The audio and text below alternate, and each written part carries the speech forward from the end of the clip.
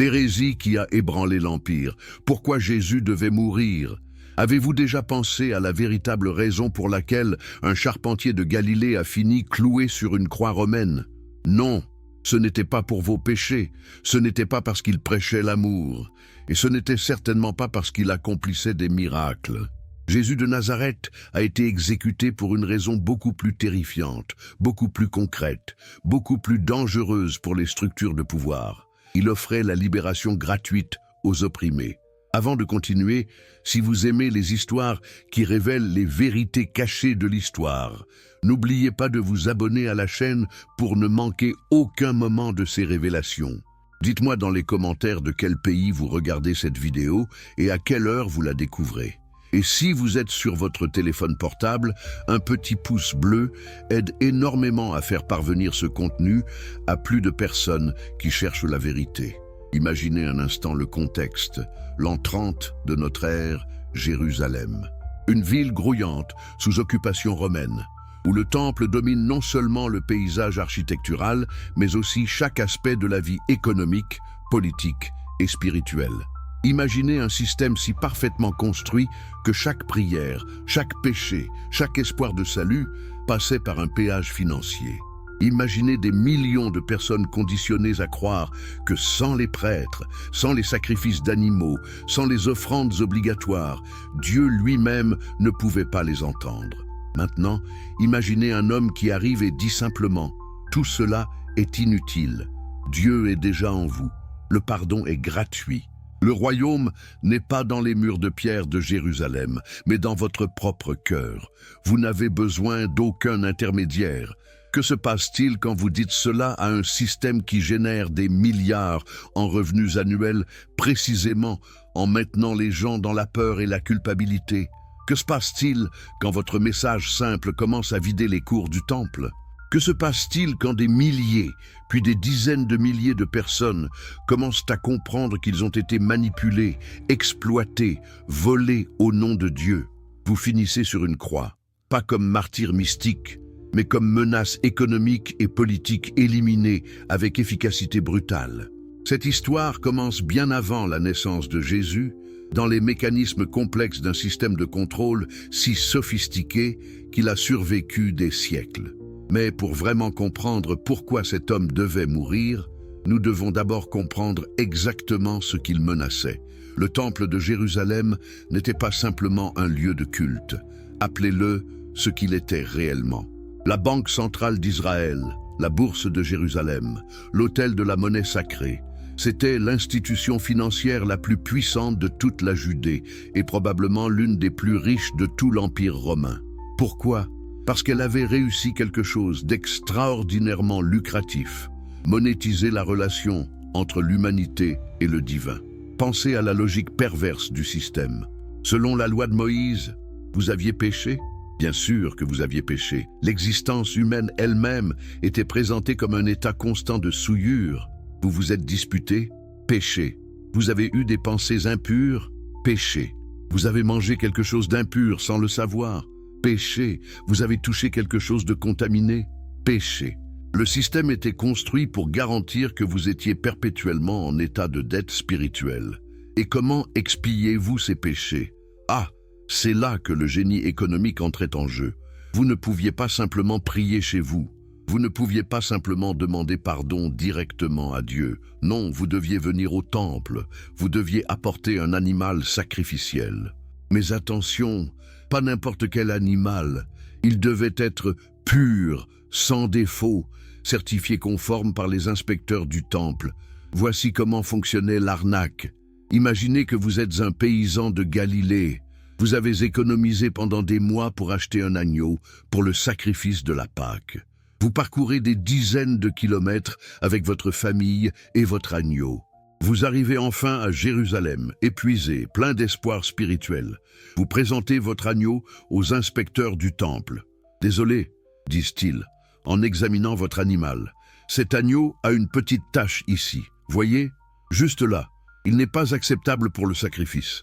La loi de Moïse est très claire. Vous protestez. L'agneau vous semble parfait.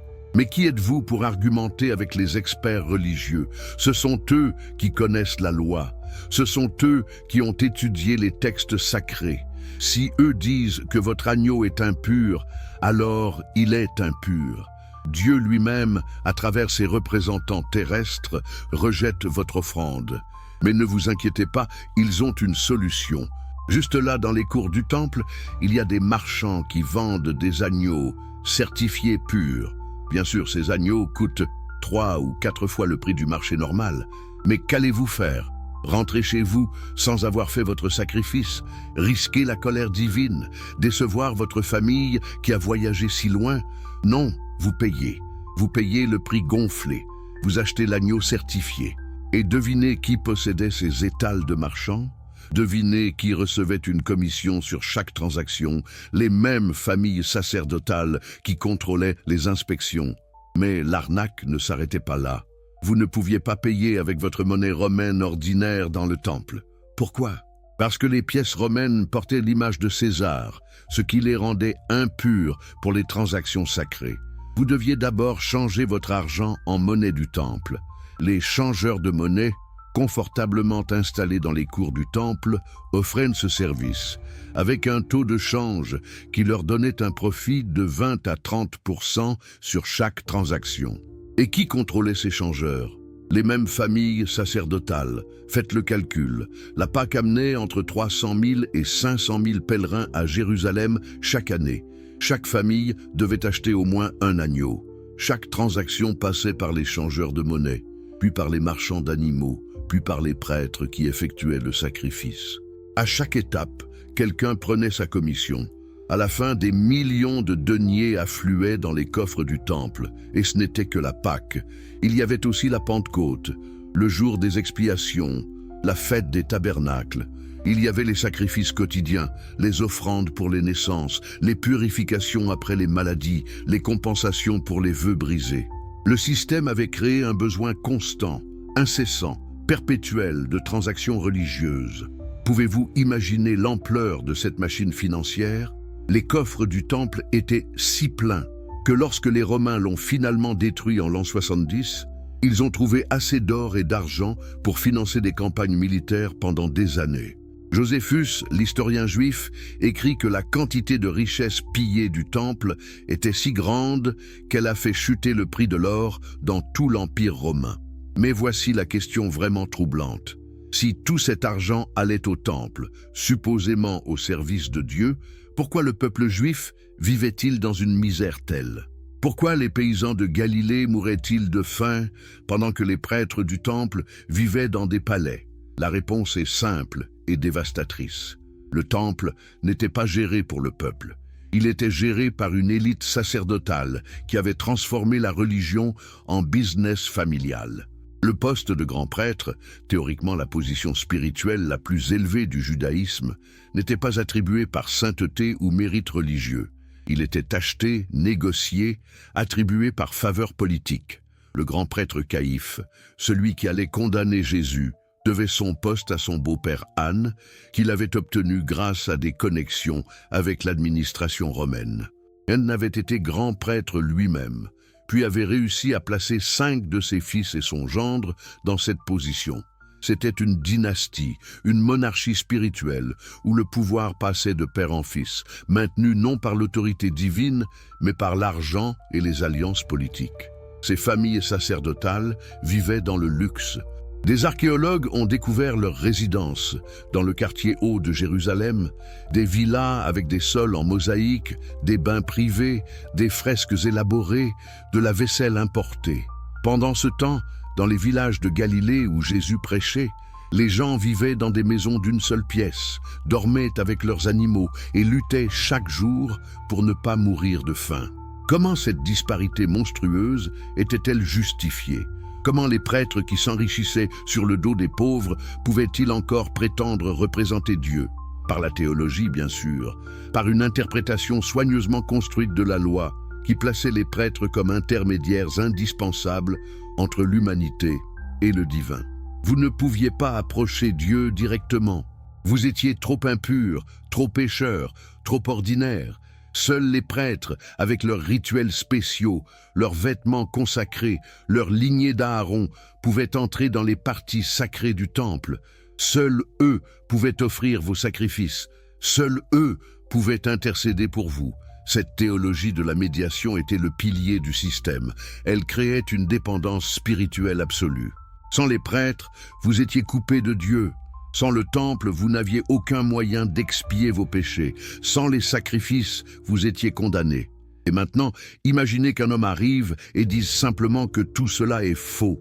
Imaginez qu'il dise aux prostituées, aux collecteurs d'impôts, aux lépreux, aux paysans misérables que Dieu les aime déjà, qu'ils n'ont pas besoin de payer pour le pardon, qu'ils n'ont pas besoin d'intermédiaires, que le royaume de Dieu n'est pas dans le temple doré de Jérusalem, mais dans leur propre cœur. Que se passe-t-il avec votre modèle commercial quand quelqu'un offre gratuitement ce que vous vendez à prix d'or? C'est exactement ce que Jésus a fait. Et c'est exactement pourquoi il devait mourir. Mais comprendre la menace économique n'est que la moitié de l'histoire. Pour vraiment saisir pourquoi Jésus était si dangereux, nous devons regarder la dimension politique. Parce que le temple n'était pas seulement une institution religieuse et financière. C'était aussi le pilier central du contrôle romain sur la Judée. Rome était un empire pragmatique. Elle ne se souciait pas des croyances religieuses de ses sujets tant qu'ils payaient leurs impôts et ne se rebellaient pas. Mais gouverner la Judée présentait un défi unique. Les Juifs avaient une fierté nationale intense, une mémoire historique de royauté indépendante sous David et Salomon, et une croyance religieuse que leur terre avait été promise par Dieu lui-même. Ils ne voyaient pas les Romains comme des gouverneurs légitimes, mais comme des occupants étrangers et païens. Comment Rome gérait-elle cette population potentiellement explosive? À travers une alliance calculée avec l'élite sacerdotale. Voici comment fonctionnait le pacte. Rome permettait au temple de continuer ses opérations, de maintenir son autorité religieuse et surtout de continuer à générer ses revenus massifs. En échange, les prêtres maintenaient l'ordre social, décourageaient les rébellions, prêchaient l'obéissance et surtout collectaient les impôts romains. Le grand prêtre n'était pas choisi par les Juifs eux-mêmes.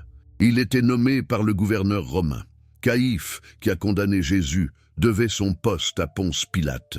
Cette relation n'était pas secrète ou cachée, c'était la structure officielle du pouvoir. Le grand prêtre servait à la fois comme chef religieux des Juifs et comme collaborateur politique avec Rome. Pensez à la position impossible dans laquelle cela plaçait les Juifs ordinaires. Leur chef spirituel, l'homme qui était censé les représenter devant Dieu, était essentiellement un fonctionnaire romain. Les impôts qu'ils payaient au temple finançaient non seulement le luxe des prêtres, mais aussi, indirectement, l'occupation romaine. Leur religion elle-même était devenue un outil de leur oppression. Et quelle oppression! Les Juifs du 1er siècle vivaient sous une triple taxation dévastatrice. D'abord, il y avait les impôts romains. Le tribut à César prenait environ 25% de la production agricole.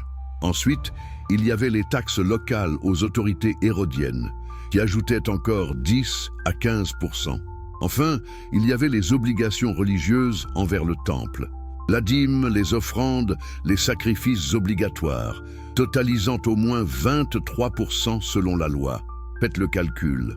Un paysan juif moyen remettait plus de 50% de ce qu'il produisait aux diverses autorités. 50%. Comment survit-on en gardant moins de la moitié de sa propre production? La réponse est difficilement. La malnutrition était endémique. L'endettement chronique. Des familles entières perdèrent leurs terres et tombaient en esclavage pour dettes impayées.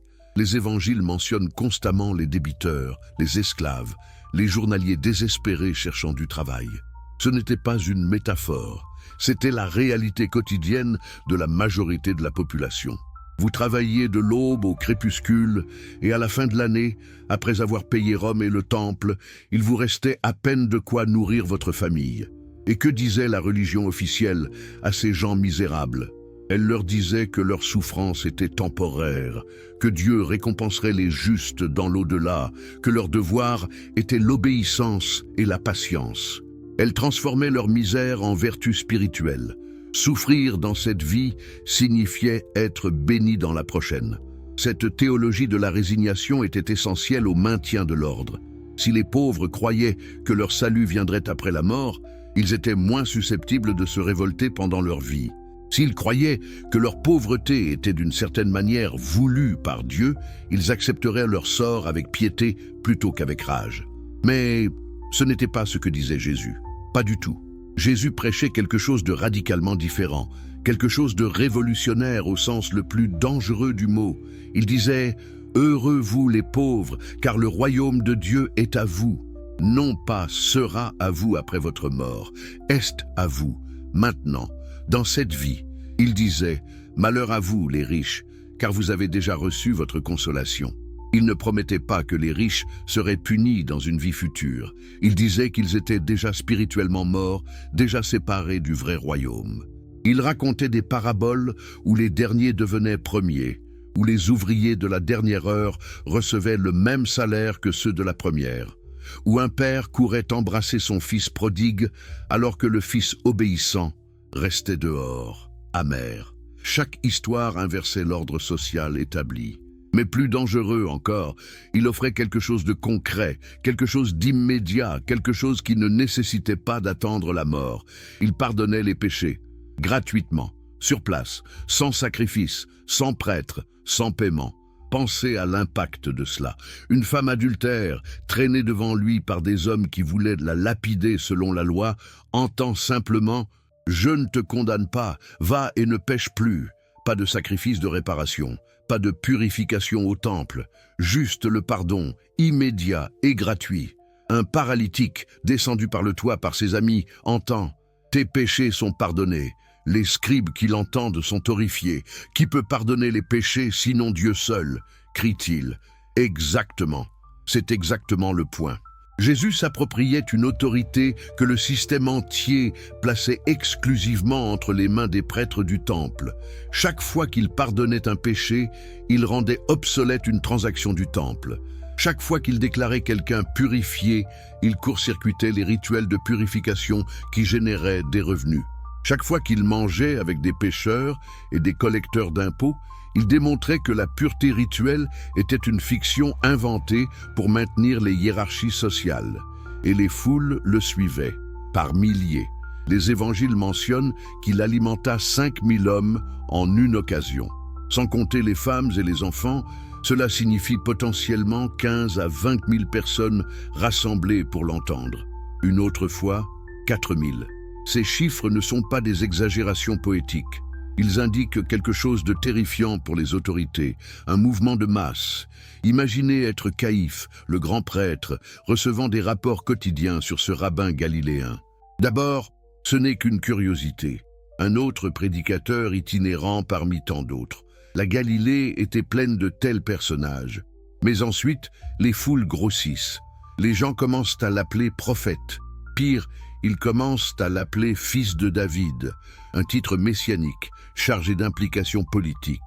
Parce que pour les Juifs du 1er siècle, Messie ne signifiait pas un sauveur spirituel doux et mystique. Il signifiait un roi guerrier davidique qui restaurerait le royaume d'Israël, chasserait les Romains et établirait la domination juive. Chaque fois que quelqu'un appelait Jésus fils de David, il déclarait implicitement « Cet homme est notre vrai roi, pas César, pas Hérode, pas les collaborateurs du temple ». Les Romains ne prenaient pas ces prétentions à la légère. Ils avaient déjà crucifié des dizaines de prétendants messianiques. Judas le Galiléen avait mené une rébellion fiscale en l'an 6 et avait été exécuté avec tous ses partisans. Théodas avait rassemblé des foules au bord du Jourdain, promettant de diviser les eaux comme Moïse, et avait été décapité. Simon de Pérée, Atronge le berger, tous avaient prétendu être des messies libérateurs. Tous étaient morts sur des croix romaines. Et maintenant, voici Jésus rassemblant des foules plus grandes que tous ses précédents avec un message encore plus dangereux. Parce que les autres messies avaient promis la libération militaire. Jésus promettait quelque chose de plus subversif, la libération spirituelle et économique des structures de pouvoir elles-mêmes. Quand il entrait dans les villages et disait aux paysans endettés « Ne vous inquiétez pas de demain, Il sapait le mécanisme de peur qui maintenait le système. La peur de l'avenir, la peur de ne pas avoir assez, la peur de la colère divine, c'était ce qui poussait les gens à continuer à payer, à continuer à obéir, à continuer à accepter leur exploitation. Quand il disait « Regardez les oiseaux du ciel, ils ne sèment ni ne moissonnent, et votre Père céleste les nourrit », il ne faisait pas simplement de la poésie. Il déconstruisait l'économie de l'anxiété sur laquelle reposait tout le système. Quand il envoyait ses disciples prêcher sans argent, sans provision, comptant sur l'hospitalité, il démontrait un modèle économique alternatif basé sur le partage communautaire plutôt que sur l'accumulation et l'exploitation. Pouvez-vous voir pourquoi cela était intolérable? Ce n'était pas de la philosophie abstraite. C'était un projet politique concret, déguisé en enseignement spirituel. Chaque parabole, chaque guérison, chaque pardon gratuit était un acte de résistance contre le système établi. Et puis vint le moment où Jésus décida de confronter ce système directement, ouvertement, dramatiquement. Il décida d'aller à Jérusalem pour la Pâque. La Pâque, la fête la plus importante du judaïsme, commémorant la libération d'Égypte, était déjà un moment de tension politique. Des centaines de milliers de pèlerins, beaucoup venant de régions rurales pauvres, affluaient dans une ville contrôlée par des élites collaborationnistes. Les Romains renforçaient toujours leur garnison pendant la Pâque, anticipant des troubles. Jésus entra dans cette poudrière délibérément, théâtralement. Il monta sur un ânon, accomplissant consciemment la prophétie de Zacharie sur le roi humble arrivant à Jérusalem. Les foules le reconnurent immédiatement. Elles étalèrent leurs vêtements sur le chemin, agitèrent des branches de palmier et crièrent « Hosanna au fils de David, béni soit celui qui vient au nom du Seigneur ». Hosanna ne signifiait pas « Alléluia » dans un sens purement spirituel. Cela signifiait « Sauve-nous maintenant ». C'était un cri politique. Les branches de palmier rappelaient la révolte des Maccabées quand les Juifs avaient chassé les occupants grecs. Appeler quelqu'un fils de David était proclamer un roi rival à César. Les pharisiens, horrifiés, dirent à Jésus « Maître, réprimande tes disciples ». Ils comprenaient exactement ce qui se passait. C'était une démonstration de masse aux implications insurrectionnelles. Jésus répondit « Je vous le dis, si eux se taisent, les pierres crieront ». Il savait exactement ce qu'il faisait. Il forçait une confrontation. Il obligeait les autorités à choisir, l'accepter comme Messie ou le détruire comme menace. Il ne leur laissait aucune option intermédiaire. Et ensuite, il entra dans le temple lui-même. Le lendemain de son entrée triomphale, il marcha directement dans les cours extérieures du temple, là où se trouvaient les changeurs de monnaie et les marchands d'animaux, et il explosa. Il renversa les tables, il dispersa les pièces, il chassa les marchands avec un fouet de cordes. Il cria, citant Jérémie, « Ma maison sera appelée maison de prière pour toutes les nations, mais vous, vous en avez fait une caverne de voleurs. » Permettez-moi d'être absolument clair sur la signification de cette action.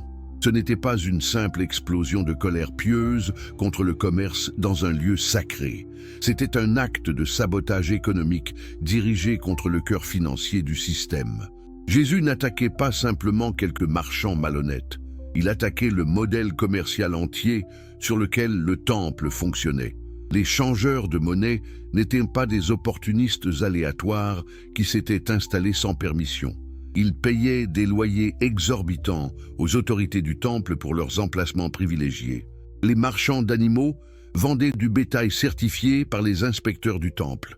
Tout le système était intégré, autorisé, contrôlé par l'élite sacerdotale. En renversant ces tables, Jésus ne critiquait pas la corruption à la marge. Il attaquait le centre. Il disait essentiellement « Votre mécanisme entier de médiation religieuse est une arnaque.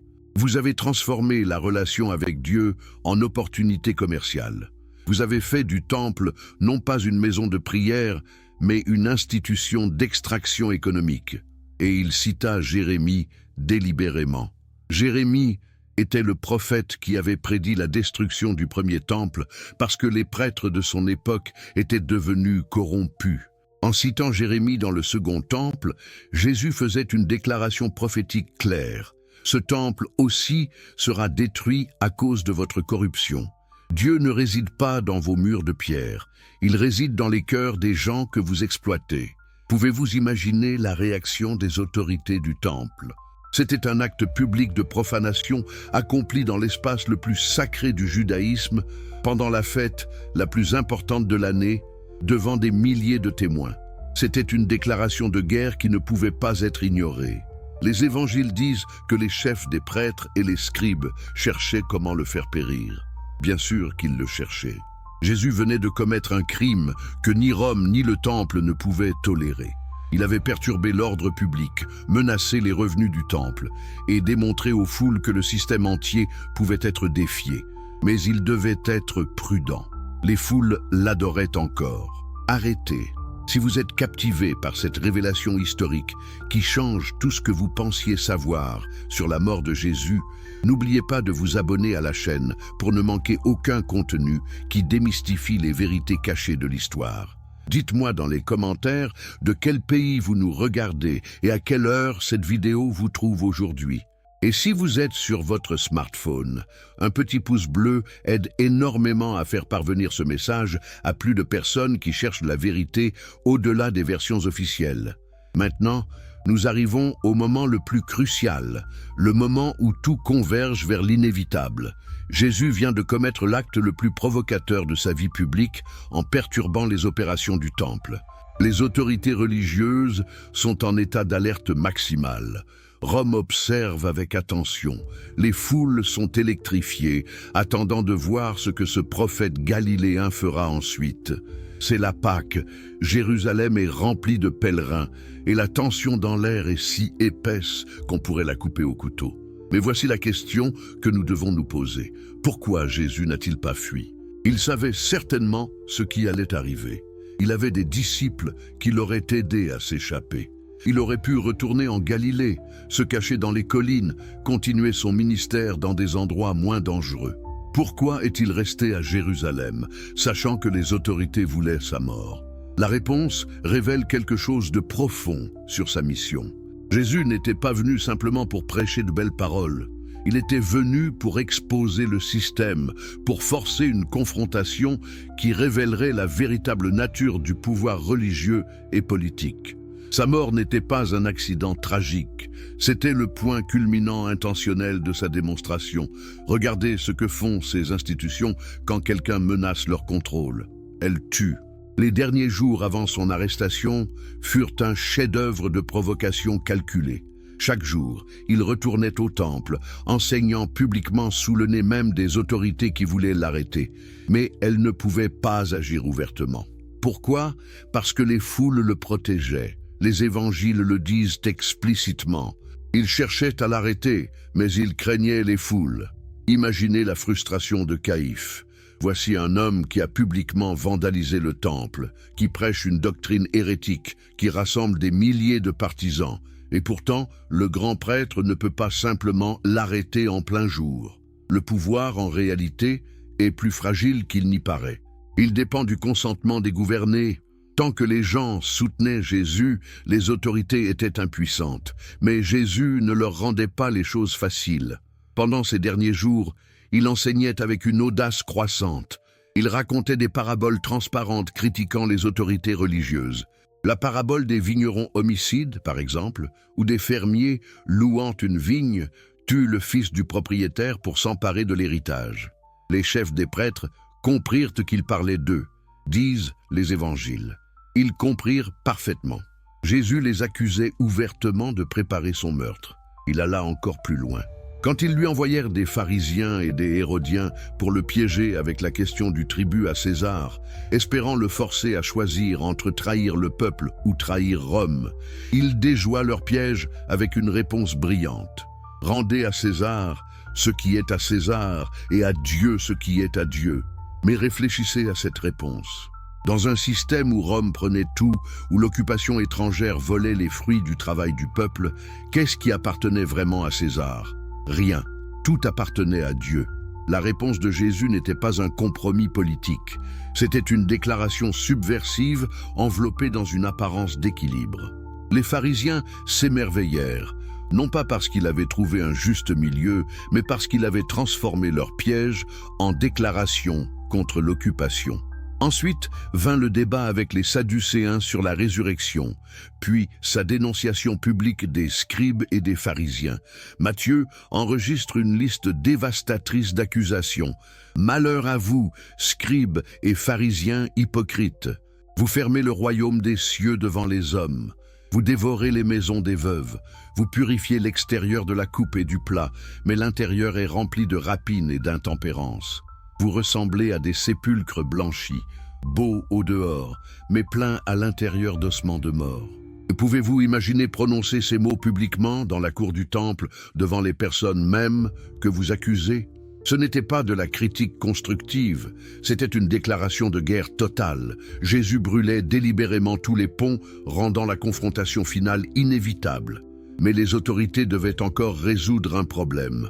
Comment l'arrêter sans provoquer une émeute? La solution vint de l'intérieur du cercle même de Jésus. Judas Iscariote, l'un des 12 disciples, vint trouver les chefs des prêtres avec une offre. Il leur livrerait Jésus loin des foules, dans un endroit isolé, en échange de 30 pièces d'argent. Pourquoi Judas a-t-il trahi Jésus? Les évangiles suggèrent la cupidité, mais cela semble trop simple. 30 pièces d'argent n'était pas une fortune immense. Certains historiens pensent que Judas était déçu par la direction du mouvement de Jésus.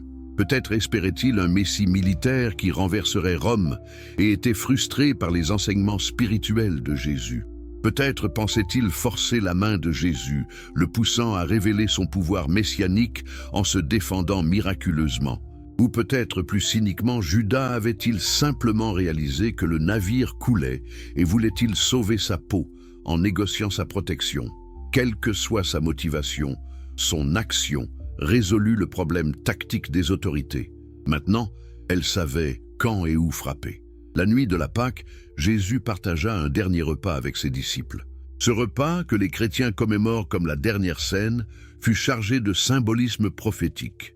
Il rompit le pain et dit « Ceci est mon corps, donné pour vous. » Il partagea le vin et dit « Ceci est mon sang, versé pour beaucoup. » Il transformait son exécution imminente en acte sacrificiel, réinterprétant toute la théologie du sacrifice du temple. Son corps remplacerait tous les agneaux sacrifiés. Son sang rendrait obsolète tout le système d'expiation.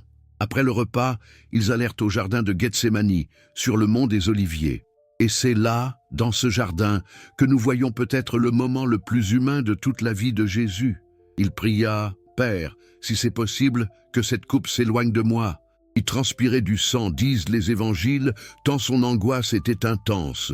3 fois il pria, demandant si cette mort était vraiment nécessaire. Cela détruit l'image du martyr serein, marchant tranquillement vers sa destinée. Jésus avait peur. Il voulait vivre. Il espérait une autre issue. Mais il conclut, toutefois, non pas ce que je veux, mais ce que tu veux. Il choisit la confrontation finale, sachant qu'elle coûterait sa vie parce que seule cette démonstration ultime exposerait complètement la nature meurtrière du système qu'il combattait. Judas arriva avec une troupe de gardes du temple, armés d'épées et de bâtons. Il embrassa Jésus, le signal convenu pour identifier le bonhomme dans l'obscurité. Un des disciples, identifié par Jean comme Pierre, tira une épée et coupa l'oreille du serviteur du grand prêtre. Mais Jésus arrêta la violence. « Remets ton épée à sa place. Tous ceux qui prennent l'épée périront par l'épée. » Même à ce moment, il enseignait. La révolution qu'il proposait n'était pas militaire. La violence ne ferait que perpétuer le cycle. Son arme était la vérité exposée, pas l'épée physique. Il se laissa arrêter sans résistance, accomplissant délibérément le rôle qu'il s'était choisi. Et que firent ses courageux disciples, ceux qui avaient juré de mourir avec lui? Ils s'enfuirent, tous. Marc enregistre même ce détail embarrassant. Un jeune homme qui le suivait, vêtu seulement d'un drap, fut saisi par les gardes, mais il abandonna le drap et s'enfuit nu. L'image est pathétique et révélatrice. Le mouvement qui avait semblé si puissant, qui avait rassemblé des milliers, s'évaporait instantanément face à la force brute de l'État. Ils emmenèrent Jésus d'abord chez Anne, l'ancien grand prêtre et beau-père de Caïphe. Anne l'interrogea sur ses disciples et sa doctrine. Jésus répondit avec audace, « J'ai parlé ouvertement au monde. J'ai toujours enseigné dans la synagogue et dans le temple, où tous les Juifs s'assemblent. Pourquoi m'interroges-tu? Interroge ceux qui m'ont entendu. » Un garde le frappa au visage. « Est-ce ainsi que tu réponds au grand prêtre ?» La violence commençait déjà. Mais ce n'était qu'un avant-goût. De chez Anne, il fut emmené chez Caïphe, où le Sanhédrin s'était réuni. Et ici, nous devons comprendre quelque chose de crucial. Cette réunion était totalement illégale selon la propre loi juive. Le Sanhédrin ne pouvait pas se réunir la nuit. Il ne pouvait pas se réunir pendant les jours de fête. Il ne pouvait pas rendre de verdict de mort le même jour que les témoignages. Et il ne pouvait certainement pas se réunir dans la maison privée du grand prêtre au lieu du lieu officiel dans le temple. Pourquoi ont-ils violé toutes ces règles? Parce qu'ils avaient besoin de vitesse. Ils devaient juger, condamner et exécuter Jésus avant que les foules ne découvrent ce qui se passait. Le lever du soleil amènerait la découverte publique. Ils avaient peut-être 8 heures pour accomplir toute la procédure. La légalité était un luxe qu'ils ne pouvaient pas se permettre. Ils amenèrent des témoins pour l'accuser. Mais les témoignages ne concordaient pas, disent les évangiles. C'est un détail révélateur. Même avec des témoins probablement payés ou intimidés, ils ne pouvaient pas construire un cas cohérent. Finalement, certains témoignèrent ce qu'il avait dit « Je détruirai ce temple fait de main d'homme, et en 3 jours, j'en bâtirai un autre qui ne sera pas fait de main d'homme. » C'était une distorsion de ses paroles réelles. Jésus avait parlé du temple de son corps, pas de la structure physique. Mais peu importait. Ils avaient besoin d'une accusation, n'importe laquelle. Caïphe se leva alors et posa la question directe. « Es-tu le Christ, le Fils du béni ?» C'était le moment décisif. Jésus pouvait nier, esquiver, rester silencieux. S'il admettait cette prétention messianique, il se condamnait lui-même. Et que dit-il? « Je le suis. Et vous verrez le Fils de l'homme assis à la droite de la puissance et venant sur les nuées du ciel. » C'était fini. Il venait de revendiquer non seulement le titre de Messie, mais de citer Daniel, s'identifiant au Fils de l'homme, qui recevrait pouvoir et domination éternelle de Dieu lui-même. Pour le Sanhédrin, c'était un blasphème incontestable. Caïphe déchira ses vêtements, un geste théâtral de choc horrifié. « Qu'avons-nous encore besoin de témoins ? Vous avez entendu le blasphème, que vous en semble ?» Ils répondirent tous, « Il mérite la mort. » Mais voici quelque chose que vous devez comprendre. Le Sanhédrin n'avait pas le pouvoir d'exécuter. Sous l'occupation romaine, seul le gouverneur romain pouvait ordonner une exécution. Donc leur verdict, aussi dramatique soit-il, n'était qu'une recommandation. Ils devaient maintenant convaincre Ponce Pilate de tuer Jésus. Et cela présentait un problème. Pilate ne se souciait pas du blasphème juif. Rome permettait au peuple conquis de pratiquer leurs religions étranges. Tant qu'ils payaient leurs impôts et maintenaient l'ordre, ils pouvaient adorer qui ils voulaient. Accuser Jésus de se dire fils de Dieu ne signifierait rien pour Pilate. Alors, ils changèrent l'accusation. Quand ils amenèrent Jésus à Pilate tôt le matin, ils l'accusèrent de crimes politiques. « Nous avons trouvé cet homme pervertissant notre nation, interdisant de payer le tribut à César et se disant lui-même Christ, un roi. » Remarquez la transformation. Devant le Sanhédrin, blasphème religieux.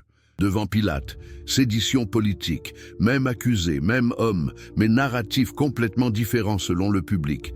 C'est ainsi que fonctionne le pouvoir. Il adapte ses justifications selon la nécessité.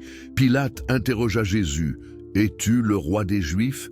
Jésus répondit « Tu le dis ». Puis il resta largement silencieux face aux autres accusations. Pilate était perplexe.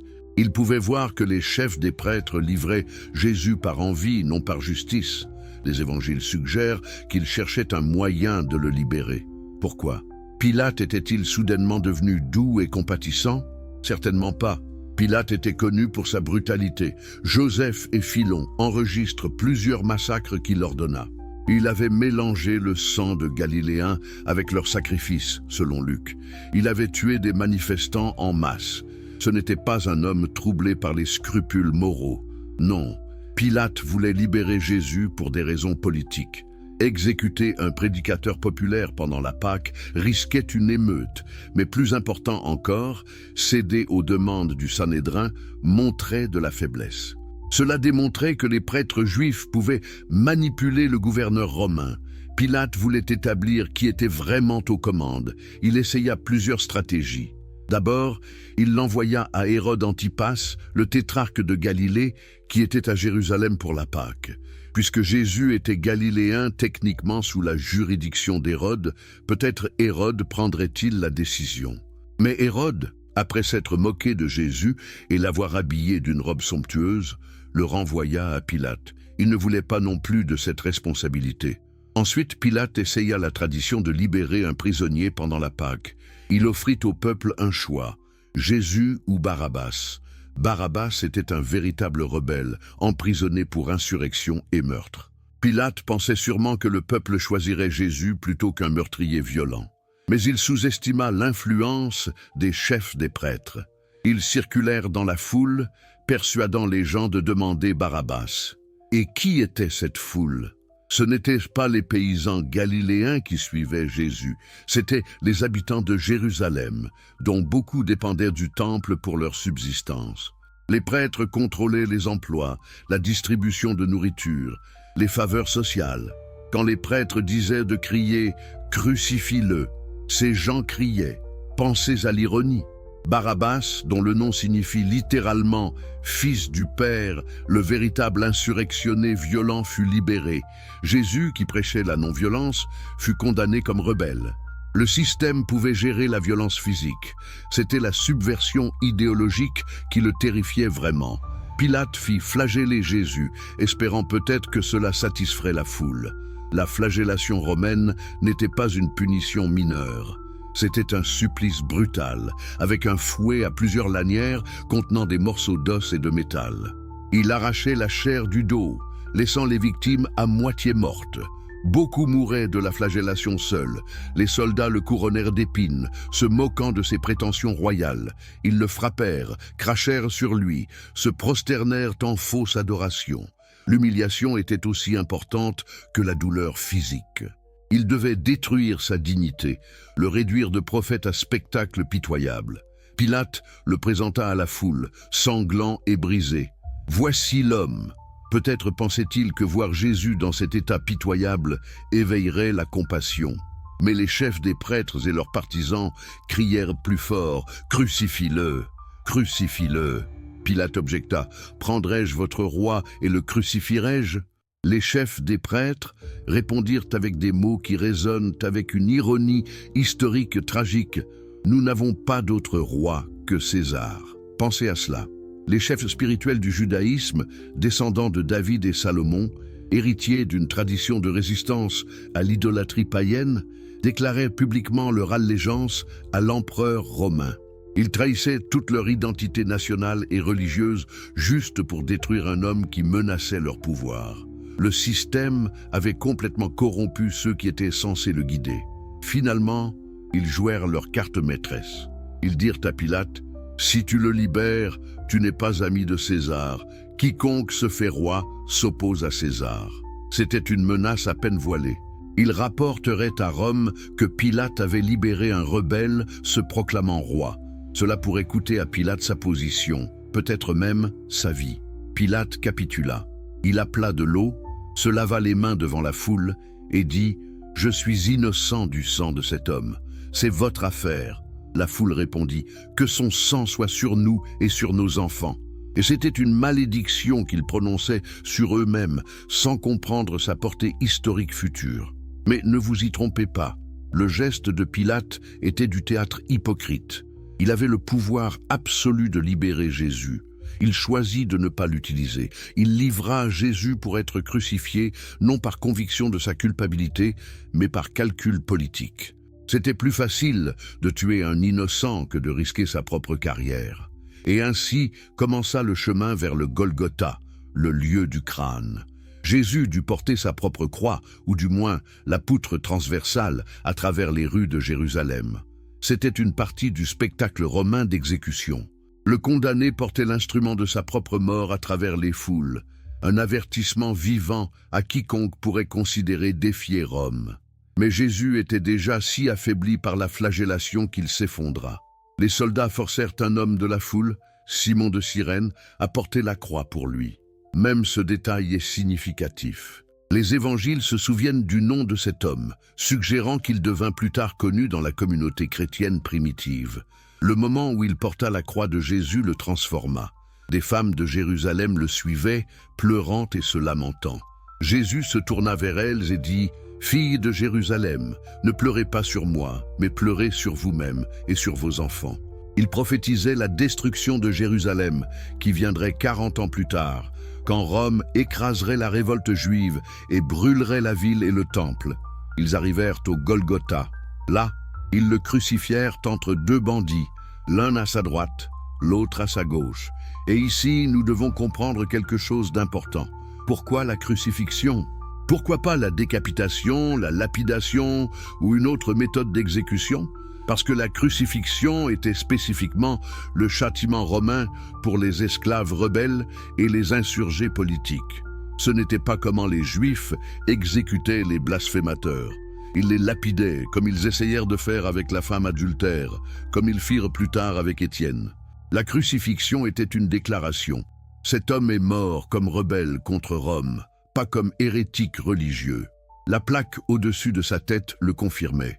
Pilate avait ordonné qu'elle soit écrite en hébreu, latin et grec, « Jésus de Nazareth, roi des Juifs ». Les chefs des prêtres protestèrent, « N'écris pas le roi des Juifs, mais qu'il a dit « Je suis le roi des Juifs ». Pilate refusa, « Ce que j'ai écrit, je l'ai écrit ». C'était la dernière vengeance mesquine de Pilate. Si les prêtres voulaient tant crucifier leur propre messie potentiel, alors que l'accusation officielle déclare publiquement qu'ils ont tué leur roi. Laissez chaque pèlerin lisant cette plaque savoir que le judaïsme officiel avait livré son propre messie aux Romains. La crucifixion était conçue pour être la mort la plus humiliante et douloureuse possible. La victime était clouée ou attachée nue à la croix, exposée aux éléments et aux moqueries publiques. La mort venait lentement, par asphyxie. Quand les bras étaient étendus, les muscles respiratoires ne pouvaient plus fonctionner correctement. Pour respirer, la victime devait se soulever sur les clous dans ses pieds, provoquant une agonie atroce. Éventuellement, l'épuisement rendait cela impossible et la personne suffoquait.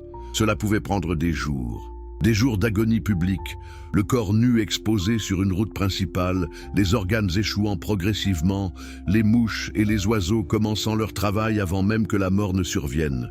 C'était une mort conçue non seulement pour tuer, mais pour terroriser, pour enlever toute dignité, pour servir d'avertissement. Et où se déroulait cela? Pas dans un lieu caché, sur une colline près de la route principale, menant à Jérusalem. Chaque personne entrant dans la ville pour la Pâque voyait les crucifiés agonisants. C'était de la publicité violente. Voici ce qui arrive à ceux qui défient l'ordre. Les soldats jetèrent les dés pour ses vêtements, accomplissant inconsciemment la prophétie du psaume 22. Les passants se moquaient. « Toi qui détruis le temple et le rebâtis en 3 jours, sauve-toi toi-même. Si tu es le Fils de Dieu, descends de la croix. » Les chefs des prêtres se moquaient aussi. Il a sauvé les autres, il ne peut se sauver lui-même. S'il est le roi d'Israël, qu'il descende maintenant de la croix, et nous croirons en lui. Même l'un des bandits crucifiés avec lui se moquait, mais l'autre le réprimanda. « Ne crains-tu pas Dieu, toi qui subis la même condamnation? Pour nous, c'est justice, car nous recevons ce que méritent nos crimes. » Mais celui-ci n'a rien fait de mal. Puis il dit à Jésus, « Souviens-toi de moi, quand tu viendras dans ton royaume. » Jésus répondit, « En vérité, je te le dis, aujourd'hui tu seras avec moi dans le paradis. » Même en agonisant, il pardonnait, il offrait l'espoir. Le système l'avait cloué sur une croix, mais il refusait de les laisser détruire sa mission. Jusqu'à son dernier souffle, il incarnait le message qui l'avait amené là. Le pardon gratuit, l'accès direct au divin, la dignité des plus marginalisés. Il dit, « Père, pardonne-leur, car ils ne savent pas ce qu'ils font. » À qui pensait-il? Les soldats qui enfonçaient les clous, faisant simplement leur travail? Les prêtres qui l'avaient livré, croyant protéger leur religion? Pilate qui s'était lavé les mains? La foule qui avait crié pour sa mort? Nous tous, à travers l'histoire, qui participons au système qui crucifie les innocents. À midi, une obscurité couvrit toute la terre jusqu'à 3 heures de l'après-midi. Les évangiles enregistrent des phénomènes cosmiques, mais même au niveau littéral, il y avait quelque chose de profondément symbolique. Le monde lui-même semblait pleurer. Vers 3 heures, Jésus cria d'une voix forte, « Élie, Élie, lama sabachthani » ? Mon Dieu, pourquoi m'as-tu abandonné » C'étaient les premières paroles du psaume 22, un psaume de souffrance qui se termine par la délivrance. Mais entendue hors contexte, elle révélait l'angoisse ultime, le sentiment d'abandon même par Dieu. Ce cri détruit toute théologie facile de sacrifice heureux. Jésus ne mourut pas sereinement, acceptant joyeusement son sort. Il mourut dans l'agonie, se sentant abandonné, questionnant jusqu'au bout. Son humanité était complète, sa souffrance était réelle. Quelqu'un courut tremper une éponge dans du vinaigre et la lui offrit. Puis Jésus dit, « Tout est accompli » et il expira. À ce moment, selon les évangiles, le voile du temple se déchira en deux de haut en bas. Ce voile séparait le Saint des Saints, où Dieu habitait symboliquement du reste du temple. Seul le grand prêtre pouvait le traverser une fois par an, le jour des expiations. C'était la barrière ultime entre l'humanité et le divin. Sa déchirure symbolisait la fin de cette séparation. Plus besoin de médiateur, plus besoin de temple. L'accès à Dieu était maintenant direct, ouvert, disponible à tous. La mort même de Jésus accomplissait ce qu'il avait prêché, la fin du système d'intermédiation religieuse. Un centurion romain qui surveillait l'exécution dit « Vraiment, cet homme était fils de Dieu ». C'est remarquable. Pas les prêtres, pas les pharisiens, pas même la plupart de ses disciples, mais un soldat païen reconnu qui était vraiment cet homme mourant. Parce que c'était un vendredi et le sabbat commençait au coucher du soleil, les Juifs demandèrent à Pilate de briser les jambes des crucifiés pour accélérer leur mort. Quand les jambes étaient brisées, la victime ne pouvait plus se soulever pour respirer et suffoquait rapidement. Mais quand ils vinrent à Jésus, il était déjà mort. Au lieu de lui briser les jambes, un soldat perça son côté avec une lance, et du sang et de l'eau s'écoulèrent. Joseph d'Arimathie, un membre secret du Sanhédrin qui était disciple de Jésus, demanda le corps à Pilate. Avec Nicodème, qui était venu voir Jésus la nuit, ils descendirent le corps, l'enveloppèrent dans un linceul avec des épices et le placèrent dans un tombeau neuf taillé dans le roc. Une grande pierre fut roulée devant l'entrée. Et là, dans ce tombeau sombre et froid, gisait le corps brisé d'un charpentier galiléen qui avait osé défier l'empire religieux et politique le plus puissant de son monde. Ses disciples s'étaient dispersés, terrorisés. Ses amis pleuraient, ses ennemis célébraient. Le mouvement semblait terminé, écrasé par la machine brutale du pouvoir. Caïphe devait se sentir soulagé. La menace était éliminée. Les foules se disperseraient, l'ordre serait restauré. Le temple continuerait ses opérations lucratives. Rome était satisfaite. Tout était accompli. Sauf que non, parce qu'ils ne comprenaient pas ce qu'ils avaient vraiment tué et ce qui survivrait. Ce qui est mort sur cette croix n'était pas seulement un homme, c'était toute prétention que le système représentait vraiment Dieu. La crucifixion exposait la vérité nue. Les institutions qui prétendaient servir le divin tueraient quiconque menaçait leur pouvoir terrestre. Ils crucifieraient Dieu lui-même s'il interférait avec leurs revenus. La mort de Jésus démasquait définitivement l'hypocrisie. Vous ne pouviez plus prétendre que les prêtres du temple servaient le peuple. Vous ne pouviez plus prétendre que Rome apportait la civilisation. Vous ne pouviez plus prétendre que le pouvoir et la religion travaillaient pour le bien commun. La croix révélait que ces institutions servaient seulement elles-mêmes et tueraient pour maintenir ce service. Mais plus profondément, ce qui mourut était le concept même de médiation religieuse obligatoire. Jésus avait prêché que Dieu était directement accessible. Sa mort prouvait que vous n'aviez pas besoin du temple, des prêtres ou des sacrifices pour vous connecter au divin. Parce qu'il avait incarné cette connexion directe et maintenant il était parti, mais le principe restait. Ses premiers disciples, après avoir surmonté leur terreur initiale, réalisèrent quelque chose de révolutionnaire. Ils n'avaient pas besoin d'un nouveau temple. Ils n'avaient pas besoin d'établir une nouvelle hiérarchie sacerdotale. Le message de Jésus était qu'eux-mêmes étaient le temple. Chacun d'eux portait en lui l'étincelle divine. Ils pouvaient se rassembler dans des maisons ordinaires, rompre le pain ensemble, partager leurs biens et créer le royaume dont Jésus avait parlé. Le livre des Actes décrit ces premières communautés. Tous ceux qui croyaient étaient ensemble et avaient tout en commun.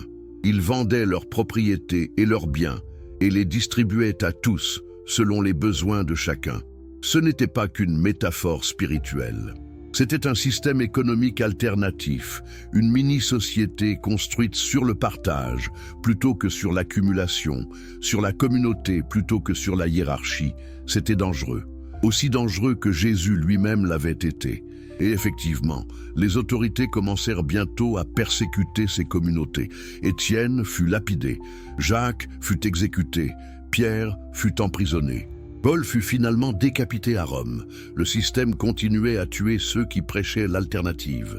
Mais voici ce qu'il ne pouvait pas tuer, l'idée. Une fois que vous comprenez que vous n'avez pas besoin d'intermédiaire pour accéder à Dieu, une fois que vous réalisez que le royaume est en vous, une fois que vous voyez que partager est plus sacré qu'accumuler, cette compréhension ne peut pas être crucifiée. Elle persiste. Elle se propage, elle survit aux empires et aux institutions qui essaient de la supprimer. Ironiquement, ce qui a presque tué cette idée n'était pas la persécution, mais le succès. Quand l'empereur Constantin légalisa le christianisme en 313, puis le fit religion d'État en 380, le mouvement révolutionnaire devint l'établissement.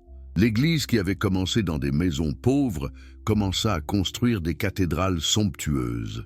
Les évêques qui avaient été persécutés devinrent princes de l'Église. La religion qui prêchait le partage des richesses devint l'une des institutions les plus riches du monde. L'Église institutionnelle reconstruisit exactement ce que Jésus avait détruit. Les prêtres redevinrent des intermédiaires obligatoires entre Dieu et l'humanité. Les sacrements devinrent des transactions contrôlées. Les péchés pouvaient être pardonnés, mais seulement à travers les canaux officiels, et pendant le Moyen-Âge, souvent à travers le paiement d'indulgences. Le temple de Jérusalem était détruit, mais son système d'exploitation avait migré et muté dans la structure chrétienne. Si Jésus revenait et faisait ce qu'il avait fait à Jérusalem, que se passerait-il ? S'il entrait dans les cathédrales opulentes et renversait les plateaux d'offrandes, s'il dénonçait les évêques vivant dans le luxe pendant que leurs paroissiens mouraient de faim, s'il prêchait l'accès direct à Dieu sans besoin de la hiérarchie ecclésiastique, il serait excommunié, appelé hérétique, peut-être emprisonné. Le cycle qui l'a tué n'a jamais vraiment pris fin. Il a simplement changé de costume. Les mêmes dynamiques de pouvoir qui ont cloué un charpentier galiléen sur une croix romaine continuent de crucifier ceux qui menacent les systèmes d'exploitation religieux et économiques. Mais voici ce qui ne meurt jamais, la résistance. Tout au long de l'histoire, des gens ont redécouvert le Jésus radical sous les couches de théologie domestiquée. François d'Assise renonça à sa richesse et vécut parmi les pauvres au grand embarras de l'Église riche. Martin Luther défia le commerce des indulgences et l'autorité papale. Les théologiens de la libération en Amérique latine prêchèrent une option préférentielle pour les pauvres, qui faisait écho aux enseignements originaux de Jésus. Chacun de ces mouvements fut persécuté par l'établissement religieux même qui prétendait suivre Jésus. François fut presque excommunié. Luther fut déclaré hérétique. Les théologiens de la libération furent censurés par le Vatican. Le motif se répète parce que le conflit fondamental se répète. Le message radical de Jésus menace perpétuellement toute institution basée sur la hiérarchie, le contrôle et l'exploitation. Même au-delà du christianisme, le message central de Jésus, compris comme principe universel plutôt que comme doctrine spécifique, persiste. Les mouvements pour la justice sociale, les droits humains, la dignité économique, tous résonnent avec l'idée que les derniers devraient être premiers, que les puissants devraient être abaissés, que les opprimés méritent la libération.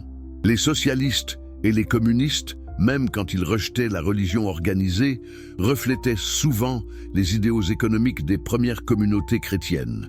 de chacun selon ses capacités, à chacun selon ses besoins, aurait résonné avec les chrétiens d'Actes qui mettaient tout en commun. Bien sûr, ces mouvements séculiers créèrent souvent leurs propres problèmes et oppressions. Mais l'impulsion, l'espoir d'une société basée sur le partage et l'égalité plutôt que sur la domination et l'exploitation, cet espoir remonte au charpentier crucifié. Vous voyez, ce qui rend Jésus éternellement dangereux pour les systèmes de pouvoir n'est pas ses miracles ou sa divinité revendiquée, c'est son message simple et dévastateur. Vous n'avez pas besoin d'eux. Vous n'avez pas besoin des prêtres, des temples, des hiérarchies, des intermédiaires. Le sacré est déjà en vous. La libération est possible maintenant, pas après la mort. Et cette libération vient par le partage, pas par l'accumulation, par l'amour, pas par la violence, par la vérité, pas par le pouvoir. Ce message, une fois vraiment compris, rend toute exploitation illégitime. C'est pourquoi ils l'ont tué, c'est pourquoi ils continueraient à le tuer aujourd'hui. C'est pourquoi chaque système oppressif, qu'il porte le nom de religion, gouvernement ou corporation, doit soit ignorer, soit distordre, soit supprimer ce message fondamental. Mais ils ne peuvent jamais complètement y parvenir, parce que la vérité a une persistance étrange. Une fois qu'assez de gens réalisent qu'ils sont exploités au nom de Dieu ou de la nation ou du marché, ou de n'importe quelle autre abstraction, cette réalisation se propage. Elle devient une conscience qui ne peut pas être désapprise. Jésus est mort parce que sa message libérait les opprimés du contrôle spirituel et économique. Mais sa mort, ironiquement, a rendu ce message immortel.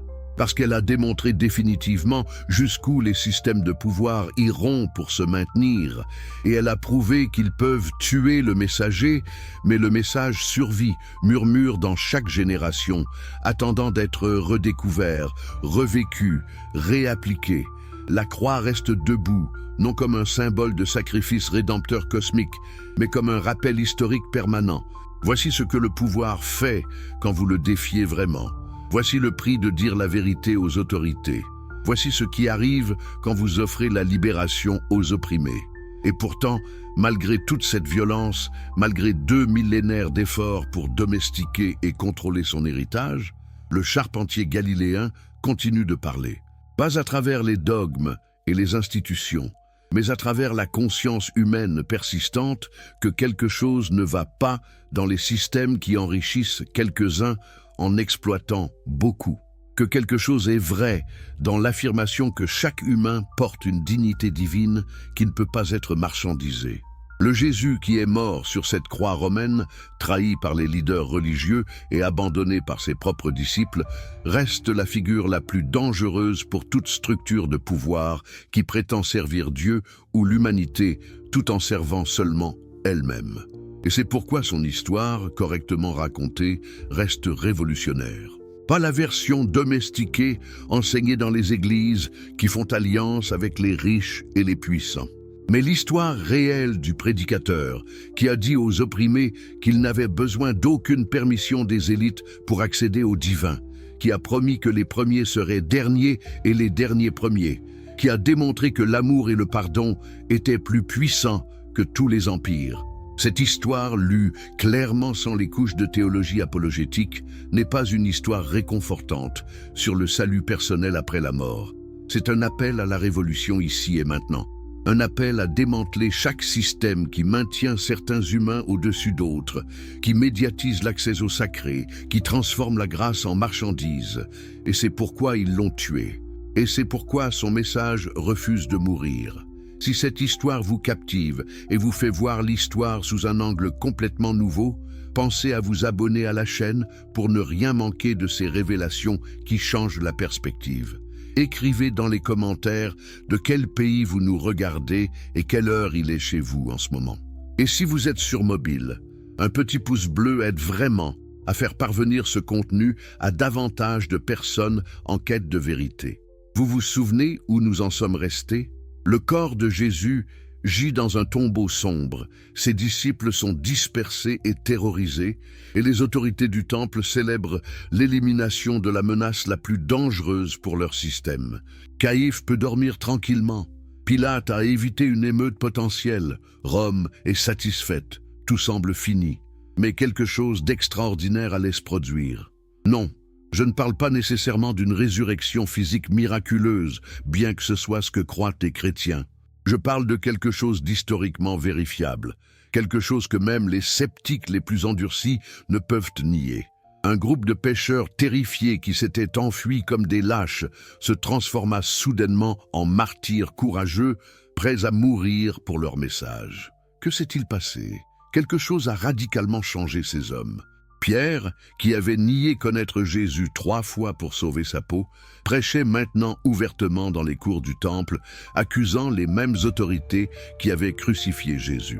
Que s'est-il passé entre sa lâcheté et son courage? Les évangiles disent qu'ils ont trouvé le tombeau vide le 3e jour.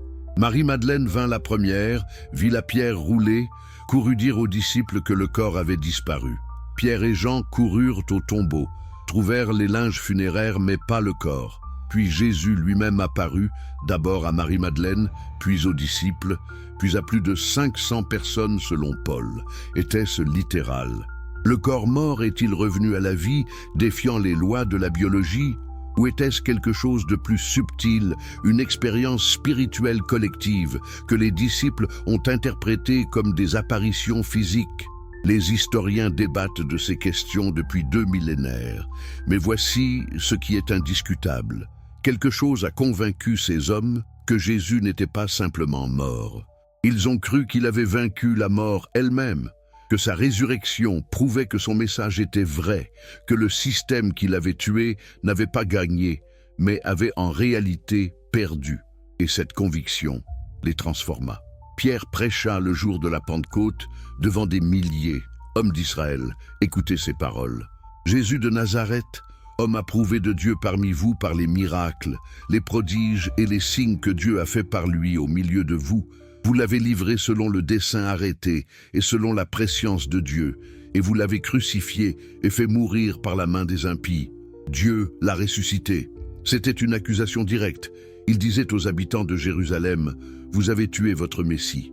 Les autorités religieuses que vous suivez sont des meurtriers. Mais Dieu a validé Jésus en le ressuscitant. Le système s'est trompé. Dieu avait raison.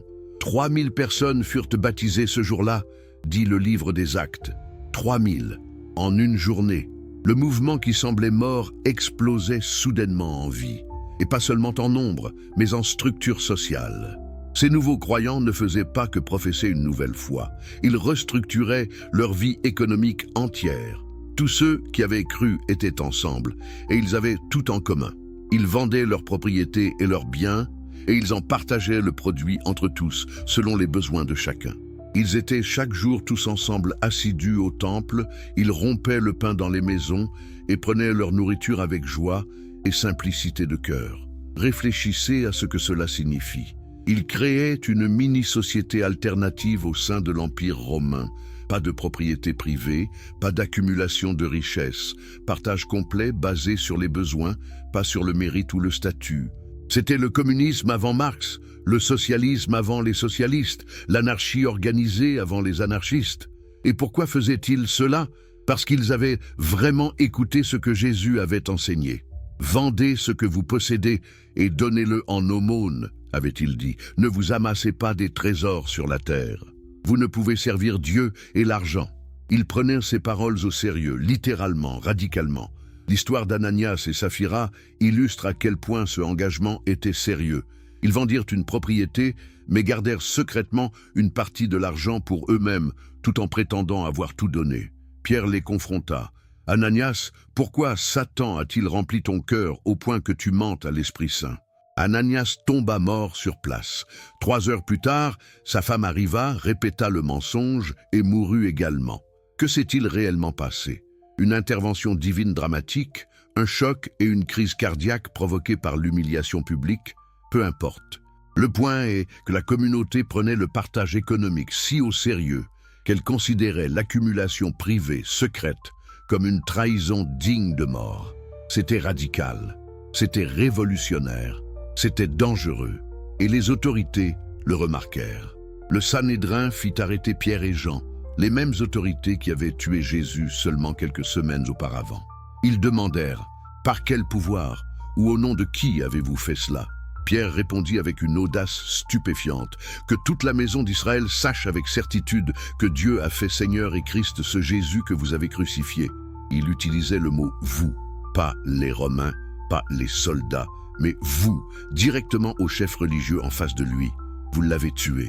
Vous êtes responsable. Le sang est sur vos mains. Le Sanhédrin voulait les tuer, mais ils craignaient encore les foules. Ils ordonnèrent plutôt à Pierre et Jean de cesser de parler de Jésus. La réponse des apôtres ? Jugez s'il est juste, devant Dieu, de vous obéir plutôt qu'à Dieu, car nous ne pouvons pas ne pas parler de ce que nous avons vu et entendu. C'était de la désobéissance civile directe. Ils déclaraient que l'autorité divine dépassait l'autorité humaine, que la vérité devait être dite peu importe les conséquences. Le système qui avait tué Jésus ne pouvait pas les faire taire par la peur. Mais le système ne se rendit pas facilement. Quand les apôtres continuèrent à prêcher, le Sanhédrin les fit arrêter et fouetter. 40 coups moins 1, la punition standard juive. C'était brutal, laissant le dos en lambeaux sanglants. Et pourtant, les apôtres se réjouirent d'avoir été jugés dignes de subir des outrages pour le nom de Jésus. Ils avaient internalisé quelque chose de crucial. La souffrance pour la vérité validait la vérité. Le système ne persécute que ce qu'il craint vraiment. Être fouetté, emprisonné, menacé prouvait qu'ils touchaient un nerf, que leur message menaçait vraiment le pouvoir établi. Puis vint Étienne, le premier martyr. Il était l'un des 7 hommes choisis pour gérer la distribution quotidienne de nourriture aux veuves, démontrant que même dans l'Église primitive, le service économique pratique était considéré comme un rôle spirituel. Mais Étienne ne se contentait pas de distribuer de la nourriture. Il prêchait avec une puissance qui enrageait les autorités. Ils l'amenèrent devant le Sanhédrin. Il prononça un long discours retraçant toute l'histoire d'Israël, culminant avec une accusation dévastatrice. « Hommes au cou raide, incirconcis de cœur et d'oreille, vous vous opposez toujours à l'Esprit Saint. Ce que vos pères ont été, vous l'êtes aussi. Lequel des prophètes, vos pères n'ont-ils pas persécuté? Ils ont tué ceux qui annonçaient d'avance la venue du juste, que vous avez livré maintenant et dont vous avez été les meurtriers. » Ils les appelaient meurtriers, en face, dans leur propre tribunal. Ils traçaient une ligne directe de tous les prophètes que leurs ancêtres avaient tués, jusqu'à Jésus qu'eux-mêmes avaient tué.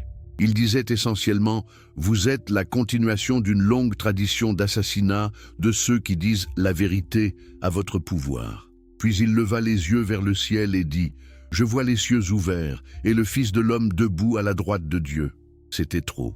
Ils se bouchèrent les oreilles, se précipitèrent sur lui, le traînèrent hors de la ville et le lapidèrent à mort. Remarquez le processus. Ils ne l'ont pas officiellement exécuté.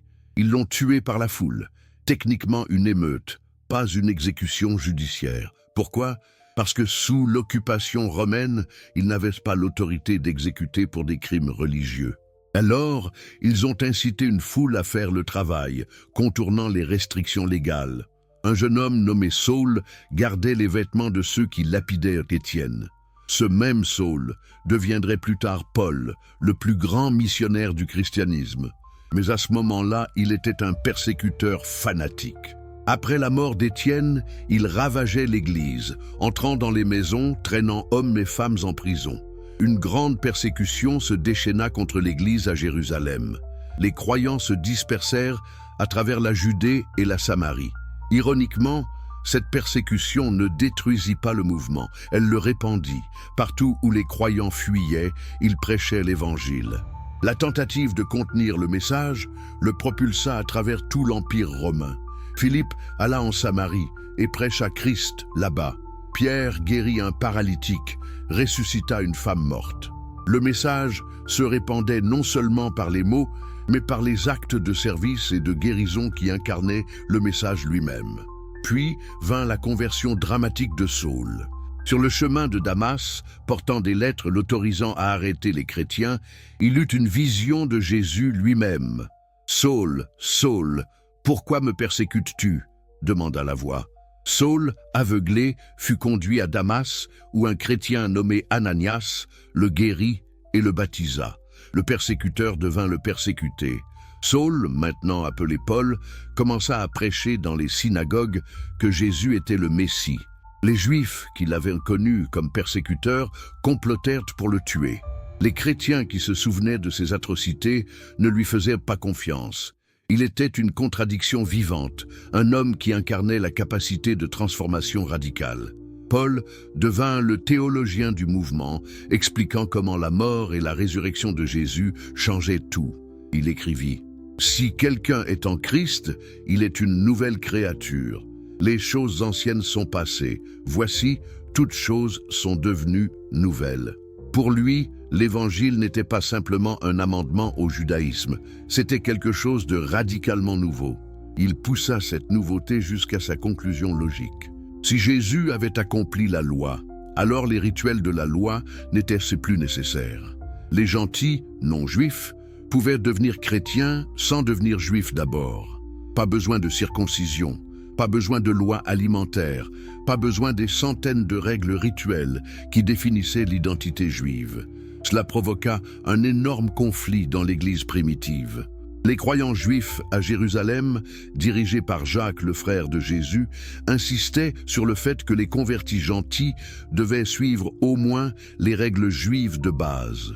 Paul argumentait que cela minait l'Évangile entier. Si le salut nécessitait l'obéissance rituelle, alors la grâce gratuite de Jésus n'était pas vraiment gratuite. Le concile de Jérusalem, décrit dans Actes 15, tenta de résoudre ce conflit. Le compromis. Les gentils n'avaient pas besoin de se faire circoncire, mais devaient s'abstenir des viandes sacrifiées aux idoles, du sang, de la viande d'animaux étouffés et de l'immoralité sexuelle. C'était un compromis politique, satisfaisant partiellement les deux camps sans satisfaire pleinement aucun. Paul accepta officiellement ce compromis, mais continua dans sa pratique à pousser les limites. Il écrivit que manger de la viande sacrifiée aux idoles était acceptable tant que cela ne troublait pas la conscience des autres. Pour lui, la liberté en Christ signifiait vraiment la liberté, limitée seulement par l'amour pour les autres, pas par des règles externes. Cette tension entre liberté et structure, entre grâce et loi, entre innovation radicale et continuité traditionnelle, définirait le christianisme pour toujours. Paul représentait l'aile radicale qui voulait embrasser pleinement les implications révolutionnaires du message de Jésus. Jacques et l'Église de Jérusalem représentaient l'aile conservatrice qui voulait maintenir la continuité avec les racines juives. Paul voyagea à travers l'Empire romain, plantant des églises dans les grandes villes, Antioche, Éphèse, Corinthe, Thessalonique, Rome elle-même. Il écrivit des lettres à ces églises, lettres qui sont devenues les textes fondateurs de la théologie chrétienne. Et partout où il allait, il causait des troubles. À Philippe, il fut fouetté et emprisonné pour avoir exorcisé un démon d'une esclave, ruinant les profits de ses propriétaires. À Éphèse, sa prédication contre l'idolâtrie provoqua une émeute parmi les fabricants de sanctuaires d'Artémis dont les affaires souffraient. À Jérusalem, il fut presque lynché par une foule qui l'accusait de profaner le temple. Voyez-vous le motif ? Partout où l'Évangile était vraiment prêché, il perturbait les systèmes économiques et sociaux. Ce n'était pas seulement un message spirituel sur le salut des âmes. C'était un message qui remettait en question qui avait le pouvoir, qui contrôlait la richesse, qui définissait les frontières sociales. Paul écrivit « Il n'y a plus ni juif ni grec. Il n'y a plus ni esclave, ni libre. Il n'y a plus ni homme, ni femme, car tous vous êtes un en Jésus-Christ. » Dans une société construite entièrement sur ces distinctions, où votre identité ethnique, votre statut juridique et votre genre déterminaient tout ce que vous pouviez faire ou devenir, cette déclaration était de la dynamite sociale. Des esclaves s'asseyaient avec des maîtres dans les repas eucharistiques, des femmes prophétisaient dans les assemblées. Des juifs et des gentils mangeaient ensemble, brisant les barrières de pureté rituelle de 2000 ans. Les églises primitives étaient des zones libres sociales où les hiérarchies normales de la société romaine étaient suspendues.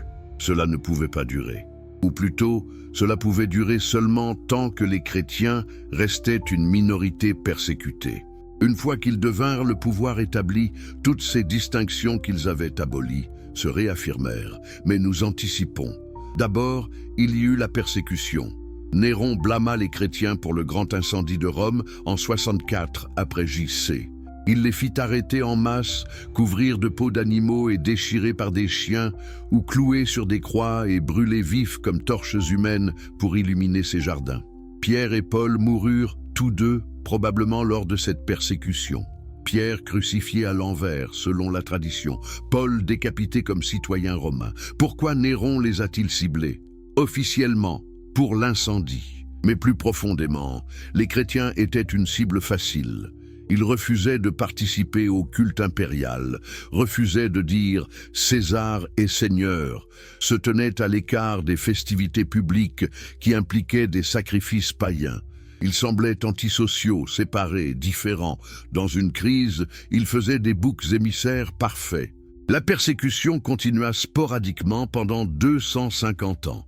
Sous Domitien, sous Trajan, sous Marc Aurèle, l'empereur philosophe qui persécuta ironiquement les chrétiens au nom de la raison, sous Dèce qui ordonna le premier empire large persécution systématique, sous Dioclétien qui lança la plus sanglante de toutes. Des milliers moururent. Ils furent brûlés, crucifiés, décapités, jetés aux lions dans les arènes pour le divertissement des foules.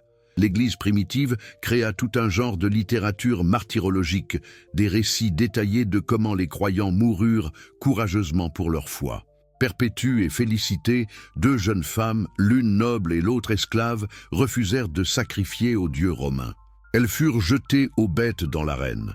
Polycarpe, l'évêque de Smyrne, âgé de 86 ans, fut brûlé vif. Quand on lui demanda de renoncer à Christ, il répondit « 86 ans, je l'ai servi, et il ne m'a fait aucun mal. Comment puis-je blasphémer mon roi qui m'a sauvé ?» Ces histoires de martyrs servaient plusieurs objectifs. Elles inspiraient les croyants à tenir ferme face à la persécution. Elles impressionnaient les païens avec la conviction et le courage des chrétiens. Et elles validaient théologiquement la foi. Car pourquoi quelqu'un mourrait-il pour un mensonge? Mais il y avait aussi une composante plus sombre. Le martyr glorifié créait parfois une recherche morbide de la mort. Certains chrétiens provoquaient délibérément les autorités, se présentant volontairement pour l'exécution, croyant que le martyr garantissait le salut. Les dirigeants de l'Église durent les décourager, arguant que chercher le martyr était du suicide, pas du témoignage. Malgré, ou peut-être à cause de la persécution, le christianisme grandit. Tertullien écrivit « Le sang des martyrs est la semence de l'Église ». Chaque exécution publique créait plus de convertis. Les gens regardaient ces chrétiens mourir avec joie et se demandaient « Quelle foi donne un tel courage? Quelle vérité vaut la peine de mourir ?» En l'an 300, les chrétiens étaient peut-être 10% de la population de l'Empire romain. Assez pour être remarqués, assez pour inquiéter les autorités, mais toujours une minorité. Puis vint Constantin. En 312, Constantin combattait pour le contrôle de Rome contre son rival Maxence. Avant la bataille du pont Milvius, il eut une vision, une croix dans le ciel avec les mots « Par ce signe, tu vaincras ». Il fit peindre le symbole chrétien sur les boucliers de ses soldats. Il gagna la bataille, il attribua la victoire aux dieux chrétiens. L'année suivante, il émit l'édit de Milan, légalisant le christianisme. Les persécutions cessèrent. Les propriétés d'églises confisquées furent restituées. Les chrétiens pouvaient maintenant adorer ouvertement sans crainte. C'était un moment de joie incroyable pour l'Église persécutée. Mais c'était aussi le début de quelque chose de plus complexe et de plus troublant. Constantin ne se contenta pas de légaliser le christianisme. Il commença à le favoriser. Il exempta le clergé des impôts. Il construisit des églises somptueuses. Il présidait les conciles d'église, pesant sur les débats théologiques. Il faisait du christianisme la religion semi-officielle de l'Empire. Et les chrétiens, après des siècles de persécution, accueillirent largement ce nouveau statut. Qui pourrait leur en vouloir? Fini les cachettes, fini les morts. Maintenant, ils avaient l'oreille de l'empereur lui-même. Ils pouvaient construire des cathédrales, tenir des processions publiques, influencer les lois. C'était la victoire, non? Mais qu'est-ce qui avait été gagné et qu'est-ce qui avait été perdu? L'Église, qui avait été une minorité persécutée pratiquant le partage communal radical, devenait maintenant une institution puissante, avec des propriétés, des privilèges et un patronage impérial. Les évêques, qui avaient été des serviteurs des communautés, devenaient maintenant des princes de l'Église portant des insignes de pouvoir. En 380, sous Théodose Ier, le christianisme devint la religion d'État officielle et obligatoire de l'Empire romain. Soudain, tout le monde était censé être chrétien. Le baptême devint souvent une formalité politique plutôt qu'un choix de conversion authentique. Les églises se remplirent de gens qui professaient Christ pour des raisons sociales et économiques plutôt que par conviction. Et maintenant que le christianisme était le pouvoir établi, il commença à persécuter. Les païens qui refusaient de convertir furent harcelés. Leurs temples furent fermés ou détruits. En 391, Théodose interdit tous les cultes païens. La bibliothèque d'Alexandrie fut détruite par des foules chrétiennes. Hippatie, la philosophe néo-platonicienne, fut lynchée par une foule chrétienne en 415. Le christianisme qui avait été persécuté devenait maintenant le persécuteur. La religion qui avait prêché l'amour des ennemis utilisait maintenant le pouvoir de l'État pour forcer la conformité. Les hérétiques étaient excommuniés, exilés, parfois exécutés. L'Inquisition médiévale, plus tard, systématiserait cette violence doctrinale. Et la structure ecclésiastique elle-même se bureaucratisa. L'Église développa une hiérarchie élaborée. Diacres, prêtres, évêques, archevêques, patriarches, et finalement le pape réclamant l'autorité suprême sur toute la chrétienté. Exactement la sorte de structure hiérarchique que Jésus avait rejetée. Jésus avait dit « Vous savez que les chefs des nations les tyrannisent et que les grands les asservissent.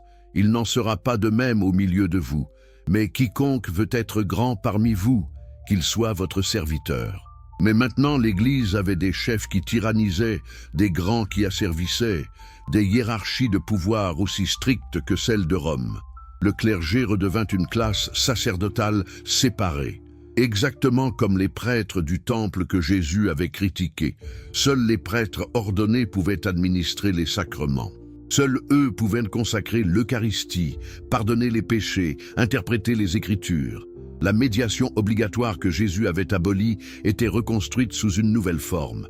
Les églises amassèrent d'énormes richesses. L'Église catholique au Moyen Âge possédait peut-être 1/3 de toutes les terres en Europe. Les évêques vivaient dans des palais, portaient des vêtements somptueux, commandaient des armées.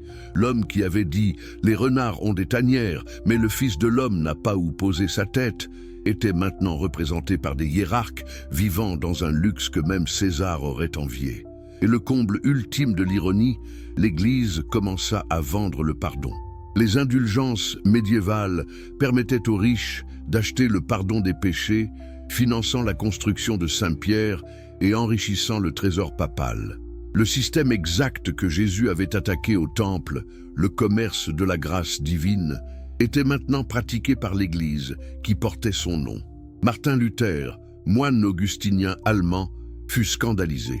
En 1517, il cloua ses 95 thèses sur la porte de l'église de Wittenberg, dénonçant les indulgences et appelant à la réforme. Il écrivit « Quand notre Seigneur et Maître Jésus-Christ a dit « Repentez-vous », il voulait que toute la vie des croyants soit une repentance. Pas un achat unique, mais une transformation continue. Luther redécouvrit ce que Paul avait enseigné. La justification par la foi seule, la grâce seule, les Écritures seules. Vous n'avez pas besoin de payer l'Église, vous n'avez pas besoin de mériter le salut par les œuvres. Dieu vous accepte gratuitement par la foi en Christ. C'était révolutionnaire car c'était un retour aux origines radicales. L'Église catholique l'excommunia et tenta de le faire arrêter. Mais il survécut, protégé par des princes allemands qui voyaient dans sa réforme une opportunité de défier le pouvoir papal. La réforme protestante se répandit à travers l'Europe du Nord. Le monopole catholique sur le christianisme occidental fut brisé, mais le protestantisme aussi reconstitua finalement de nombreuses structures qu'il critiquait. Les églises protestantes développèrent leur propre hiérarchie, leurs propres doctrines obligatoires, leurs propres mécanismes d'exclusion. Calvin, à Genève, créa essentiellement une théocratie où les dissidents étaient exécutés pour hérésie. Les puritains en Nouvelle-Angleterre pendirent des Quakers pour avoir osé prêcher différemment. Le motif se répétait sans cesse. Un mouvement commençait avec une vision radicale de retour au message original de Jésus. Il attirait des adeptes, grandissait, gagnait du pouvoir. Puis, il s'institutionnalisait, se compromettait, recréait les mêmes structures de pouvoir qu'il avait critiquées. Puis, un nouveau mouvement de réforme se levait et le cycle recommençait. Les anabaptistes prêchèrent le baptême des adultes, le pacifisme et la séparation de l'Église et de l'État. Catholiques et protestants s'unirent pour les persécuter. Les Quakers prêchèrent la lumière intérieure en chaque personne, rendant le clergé inutile. Ils furent emprisonnés, bannis, parfois exécutés. Les méthodistes prêchèrent aux pauvres et aux marginalisés que l'Église anglicane ignorait. Ils furent méprisés comme fanatiques. Chaque mouvement de renouveau récupérait un aspect du message radical original. L'égalitarisme, le pacifisme, le service aux pauvres, l'accès direct à Dieu. Et chaque mouvement était persécuté par l'établissement religieux existant. Le cycle de Jésus se répétait. Les institutions qui réclamaient son nom crucifiaient ceux qui vivaient réellement son message. Au XXe siècle, la théologie de la libération émergea en Amérique latine. Des théologiens comme Gustavo Gutiérrez arguaient que l'Évangile nécessitait une option préférentielle pour les pauvres. Jésus s'était identifié aux opprimés. L'Église devait donc prendre parti avec eux contre leurs oppresseurs. Ce n'était pas un additif optionnel à l'Évangile, c'était le cœur de l'Évangile. Cela signifiait défier les dictatures militaires, critiquer le capitalisme d'exploitation, parfois soutenir les mouvements révolutionnaires. Des prêtres comme Oscar Romero au Salvador prêchèrent contre la violence d'État et furent assassinés pour cela. Des communautés ecclésiales de base enseignèrent la conscience politique et l'organisation communautaire aux paysans. Et comment le Vatican répondit-il? Il censura les théologiens de la libération, avertit contre le marxisme et ordonna au clergé de rester hors de la politique. L'Église institutionnelle, elle-même riche et politiquement conservatrice, voyait la théologie de la libération comme une menace, exactement comme le Sanhédrin avait vu Jésus. Le motif est implacable. Chaque fois que quelqu'un tente vraiment de vivre le message radical de Jésus, de se tenir avec les opprimés contre leurs oppresseurs, d'abolir les hiérarchies qui élèvent certains au-dessus des autres, d'offrir la grâce gratuitement sans médiation ni paiement, les institutions religieuses établies résistent. Parce que ce message, s'il est pris au sérieux, détruit toute justification de leur propre pouvoir. Si les gens n'ont pas besoin de prêtres pour accéder à Dieu, pourquoi avoir une classe sacerdotale? Si la richesse doit être partagée radicalement, pourquoi l'Église possède-t-elle des milliards? Si les derniers doivent être premiers, pourquoi les évêques vivent-ils comme des princes? Ces questions sont aussi dangereuses aujourd'hui qu'elles l'étaient en l'an 30. Et c'est pourquoi le Jésus historique, le prédicateur radical qui a expulsé les marchands et a dénoncé les élites religieuses, est si soigneusement enterré sous des couches de théologie abstraite sur la Trinité, l'expiation et la salvation personnelle. L'Église ne veut pas que vous voyiez le Jésus qui a dit « Vous ne pouvez servir Dieu et l'argent », parce qu'alors, vous pourriez vous demander pourquoi l'Église accumule tant d'argent. Elle ne veut pas que vous entendiez le Jésus qui a dénoncé les leaders religieux comme hypocrites et guides aveugles, parce qu'alors, vous pourriez commencer à poser des questions sur les leaders religieux actuels. Elle préfère un Jésus domestiqué, doux et gentil, qui vous aime inconditionnellement et vous demande seulement de croire et d'assister au service. Un Jésus qui ne menace aucun système, qui ne remet en question aucune inégalité, qui promet le salut dans l'au-delà tout en vous gardant docile dans celui-ci. Mais le vrai Jésus, le Jésus historique qui a fini sur une croix romaine, était loin d'être domestiqué. Il était dangereux, il était révolutionnaire, il était la menace exacte pour l'ordre établi que les autorités le percevaient être. Et c'est pourquoi ils l'ont tué. Et voici le paradoxe final, l'ironie qui devrait nous réveiller. La seule façon d'être vraiment fidèle à Jésus, et de risquer la même chose qui lui est arrivée. si vous vivez son message avec cohérence, si vous défiez vraiment les structures de pouvoir, si vous vous tenez réellement avec les opprimés contre leurs oppresseurs, vous aussi serez crucifiés.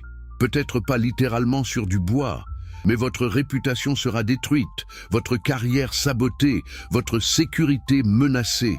Le fait que le christianisme moderne est si confortable, si acceptable, si sûr, devrait nous dire quelque chose. Il nous dit que nous ne vivons pas ce que Jésus a vécu.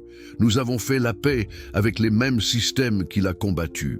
Nous nous sommes réconciliés avec exactement l'ordre qu'il est mort en contestant. Quel est donc l'héritage permanent de Jésus? Que reste-t-il après 2 millénaires d'institutionnalisation, de compromis et de trahison? Je dirais ceci, la conscience persistante, impuissante à supprimer complètement que quelque chose ne va pas. Que les systèmes qui prétendent servir le bien commun servent en réalité les riches et les puissants. Que les institutions qui réclament représenter Dieu trahissent souvent ce qu'il représente réellement. Que l'exploitation des vulnérables au nom de valeurs élevées est l'hypocrisie suprême. Cette conscience surgit à travers l'histoire dans des lieux inattendus, dans les révolutions qui renversent les aristocraties et réclament l'égalité, dans les mouvements ouvriers qui exigent des salaires justes et des conditions humaines, dans les militants des droits civiques qui insistent pour que tous les humains soient créés égaux, dans les protestataires pour la justice économique qui occupent les places publiques et réclament un système plus juste. Tous n'utilisent pas le langage chrétien, beaucoup rejettent explicitement la religion. Mais l'esprit sous-jacent, la conviction que les opprimés méritent la dignité et la libération, que les puissants doivent être tenus responsables, que la société doit être structurée pour le bien de tous et non seulement de quelques-uns, cet esprit remonte au charpentier galiléen qui a dit aux pauvres qu'ils étaient bénis et aux riches qu'ils étaient en danger. Marx, qui appelait la religion l'opium du peuple, écrivit néanmoins sur l'exploitation économique avec une passion morale qui résonnait avec la condamnation par Jésus de ceux qui dévorent les maisons des veuves. Gandhi, un hindou qui mena la résistance non violente contre l'Empire britannique, étudia soigneusement le sermon sur la montagne. Martin Luther King Jr., prêchant la justice raciale, invoquait constamment l'arc moral de l'univers qui se plie vers la justice. Le message survit parce qu'il touche quelque chose de profond dans la conscience humaine. Peu importe combien les institutions essaient de le supprimer, peu importe à quel point les théologiens tentent de le spiritualiser, peu importe combien les puissants s'efforcent de le domestiquer, il continue de murmurer. Les choses ne doivent pas être ainsi. Un autre monde est possible, les derniers peuvent être premiers, le royaume peut venir sur terre comme au ciel. Ce murmure est dangereux. Il fait que les esclaves rêvent de liberté. Il fait que les pauvres se demandent pourquoi ils devraient accepter la pauvreté. Il fait que les opprimés imaginent l'insurrection. C'est pourquoi chaque système oppressif doit soit coopter, soit supprimer ce message. Il ne peut pas le tolérer dans sa forme pure. Alors, quand vous entendez des prédicateurs prêcher un évangile de prospérité qui bénit les riches et reproche aux pauvres pour leur foi insuffisante, sachez que c'est la trahison. Quand vous voyez des églises soutenir des politiciens qui détruisent les filets de sécurité sociale et enrichissent les riches, sachez que c'est la trahison. Quand vous entendez des dirigeants religieux prêcher la soumission à l'autorité sans questionner si cette autorité est juste, sachez que c'est exactement ce que les scribes et les pharisiens faisaient. Le message de Jésus n'était pas « Soyez gentils les uns avec les autres, et vous irez au paradis quand vous mourrez ». C'était « Le royaume de Dieu est proche, repentez-vous et croyez à la bonne nouvelle ». La proximité du royaume signifie sa disponibilité maintenant, pas seulement après la mort. La repentance signifie se détourner des vieilles façons d'organiser la société et d'embrasser les nouvelles.